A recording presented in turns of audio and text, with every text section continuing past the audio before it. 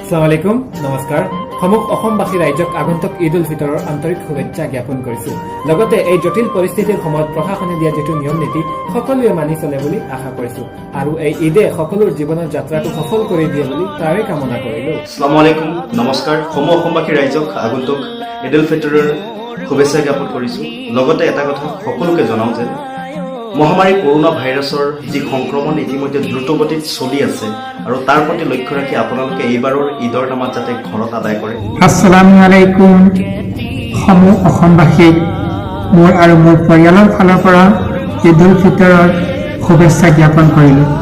সমগ্ৰ অসমবাসীক ঈদ উল ফিতৰৰ শুভেচ্ছা যাচিলোঁ লগতে লকডাউন মানি চলক ঘৰতে থাকক সুৰক্ষিত থাকক আসসালামু আলাইকুম ৰহমতুল্লাহ বৰকাতুহ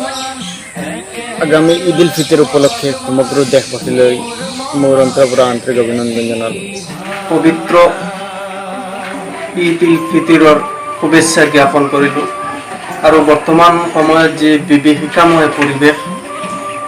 ইয়াৰ পৰা পৰিত্ৰাণ পোৱাৰ ভগৱানৰ ওচৰত প্ৰাৰ্থনা জনাওঁ অহা 25 তাৰিখ সোমবাৰে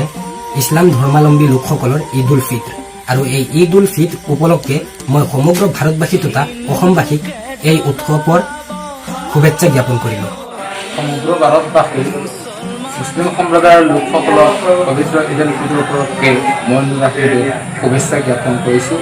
আপোনালোকৰ পৰিয়ালত সুখ শান্তি নামি আহক কামনা কৰোঁ সকলোকে পবিত্ৰ ঈদৰ শুভেচ্ছা যাচিলোঁ কাইলৈ 170 কোটি মুছলমানে প্ৰায় 450 ঘণ্টা উপবাস থকাৰ পাছত ঈদ উদযাপন কৰিব আসসালামু আলাইকুম সকলো অসমবাসী ৰাইজলৈ আগন্তুক ঈদ উল ফিতৰৰ হিয়াভৰা শুভেচ্ছা জ্ঞাপন কৰিলোঁ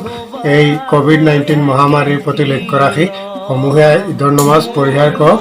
ঘৰতে থাকক সুৰক্ষিত থাকক আসসালামু আলাইকুম ৰহমতুল্লাহি বৰকাতুহ পবিত্ৰ ঈদ উল ফিতৰ উপলক্ষে সমূহ অসমবাসীলৈ প্ৰীতি আৰু শুভেচ্ছা জনাইছোঁ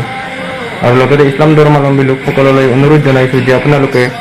চৰকাৰী নীতি নিৰ্দেশনা মানি চলি সমূহীয়া নমাজ পৰিহাৰ কৰক আৰু সামাজিক দূৰত্ব বজাই ৰাখি নিজ নিজ ঘৰত ঈদ উদযাপন কৰক সমূহ অসমবাসীলৈ 2020 বৰ্ষৰ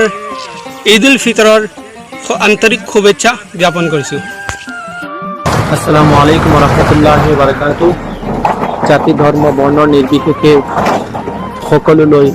আগতীয়াকৈ পবিত্ৰ ঈদ উল ফিতৰৰ আন্তৰিক শুভেচ্ছা জ্ঞাপন কৰিছোঁ সকলো ঘৰতে থাকক সুস্থ থাকক ষ্টে ছেফ ষ্টে হোম